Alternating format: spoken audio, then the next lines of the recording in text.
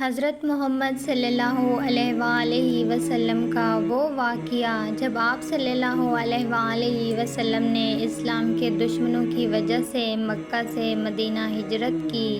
تاریخ کے عظیم ہجرت میں ایک مکڑی نے ایک ایسا کرشمہ دکھایا جس کی کوئی مثال نہیں ملتی۔ مکہ سے مدینہ ہجرت کے دوران آپ صلی اللہ علیہ وآلہ وسلم اپنے سب سے قریبی ساتھی حضرت ابوبکر رضی اللہ تعالیٰ عنہ کے ساتھ ایک غار میں داخل ہوئے۔ مکہ کے کافروں نے ان کو ڈھونڈنے کے لیے لوگوں کو ان کے پیچھے بھیجا، جو ڈھونڈتے ڈھونڈتے ایک غار تک جا پہنچے، لیکن اس وقت اللہ کی اس چھوٹی مخلوق نے ان کو ایسا روکا کہ اس غار میں جانے والے راستے پر اپنا جال بنا لیا۔ وہ لوگ اس سوچ میں واپس چلے گئے، اگر اس غار میں چھپے ہوتے تو یہ جال یہاں نہ ہوتا۔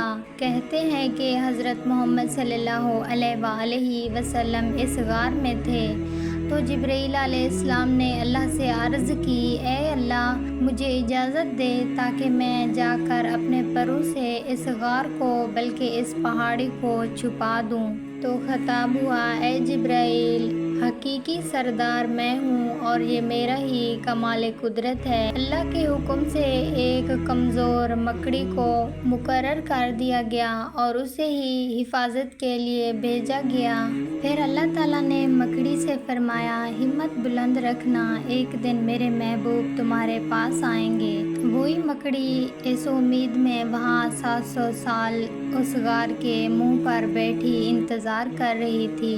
چنانچہ نہ رات کو آرام تھا نہ دن کو چین تھا، جہاں تک کہ ایک رات آپ صلی اللہ علیہ وآلہ وسلم اس غار کے قریب پہنچے تو مکڑی نے آپ صلی اللہ علیہ وآلہ وسلم کی طرف اشارہ کر کے کہا، مجھے کمزور کو آپ صلی اللہ علیہ وآلہ وسلم کے دیدار کا وعدہ کیا گیا ہے، تشریف لائیے تاکہ میں آپ کی زیارت سے اپنی آنکھوں کو ٹھنڈا کر لوں۔ حضور پاک صلی اللہ علیہ وآلہ وسلم جب غار کے اندر تشریف لے گئے تو مکڑی نے جال بنانا شروع کر دیا۔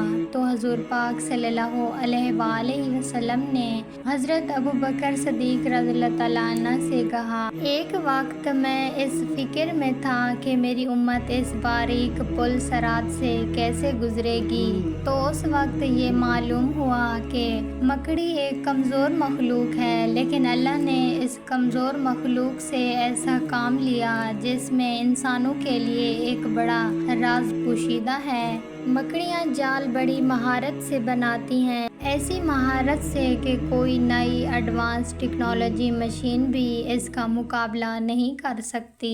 مکڑی کے پیٹ میں 5-6 گلینڈز ہوتے ہیں اور اعلیٰ قسم کا یہ ریشم انہی سے نکلتا ہے جو سوکھا بھی ہوتا ہے اور لیس دار بھی ہوتا ہے۔ دوستو، حضرت مسعود رضی اللہ تعالیٰ عنہ فرماتے ہیں، ایک دفعہ آپ صلی اللہ علیہ وآلہ وسلم ایک مہم پر اپنے لشکر کے ساتھ جا رہے تھے کہ اچانک ان کے سامنے ایک بلی آئی جو کہ حاملہ تھی۔ آپ صلی اللہ علیہ وآلہ وسلم نے پورے لشکر کا رخ دوسرے راستے پر موڑ لیا تاکہ اس بلی کو تکلیف نہ پہنچے۔ ایک صحابی کو اس بلی کی دیکھ بھال پر مامور کر لیا اور حکم دیا کہ جب تک یہ بلی بچے کو جنم نہ دے تب تک وہ یہیں رہے۔ آپ صلی اللہ علیہ وآلہ وسلم اس مہم سے واپس آئے تو راستے میں سب سے پہلے اس جگہ پہنچے اور اس بلی کو اور اپنے ساتھ لے گئے۔ وہ بلی آپ صلی اللہ علیہ وآلہ وسلم کے ساتھ رہی۔ ایک دفعہ آپ صلی اللہ علیہ وآلہ وسلم اذان کی آواز سن کر نماز کے لیے لوٹے اور نماز کی تیاری میں مصروف تھے۔ جب نماز پڑھنے آئے تو دیکھا کہ مصلی پر بلی سو رہی تھی، تو آپ صلی اللہ علیہ وآلہ وسلم نے ایک کینچی لی اور مصلی کا بہت سا حصہ کاٹ دیا جہاں بلی سو رہی تھی کہ اس بلی کی نیند خراب نہ ہو۔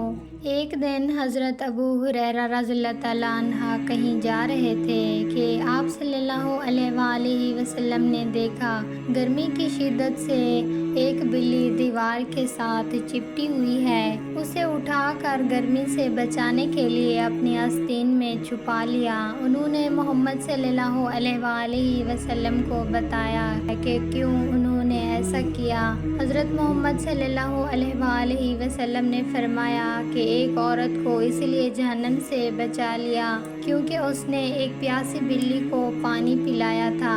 عبداللہ بن مروی رضی اللہ تعالیٰ عنہ فرماتے ہیں رسول صلی اللہ علیہ وآلہ وسلم نے فرمایا ایک عورت کو بلی کی وجہ سے عذاب ہوا۔ عورت نے بلی کو قید کر رکھا تھا یہاں تک کہ بلی مر گئی، پر اس بلی کی وجہ سے وہ عورت جہنم میں گئی، یعنی اس نے بلی کو قید میں رکھا تو نہ کھانا دیا، نہ پانی، اور نہ ہی اسے آزاد کیا۔ ایک عورت نے حضرت عائشہ رضی اللہ تعالیٰ عنہ کو کھانا بھجوایا تو آپ نماز پڑھ رہی تھی۔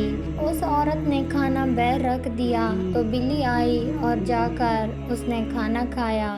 حضرت عائشہ رضی اللہ تعالیٰ عنہ نے نماز کے بعد اسی جگہ سے کھانا کھایا جہاں بلی نے کھایا تھا، اور فرمایا بنا صحابہ رسول کریم صلی اللہ علیہ وآلہ وسلم کا فرمان ہے کہ بلی پلیت اور ناش ہے۔ حضرت عائشہ رضی اللہ تعالیٰ عنہ بیان کرتی ہیں کہ میں نے رسول صلی اللہ علیہ وآلہ وسلم کو بلی کے بچے ہوئے پانی سے وضو کرتے ہوئے دیکھا ہے۔ اسلام میں بلی کی بہت اہمیت بیان ہوئی ہے، لیکن اسلام میں ہی نہیں بلکہ قدم مصر میں بھی بلی کو اہمیت دی جاتی ہے، یہاں تک کہ اس دور میں کسی بلی کو تکلیف دینا یا قتل کرنا ایک انسان کے قتل سے بڑی سزا سمجھی جاتی تھی۔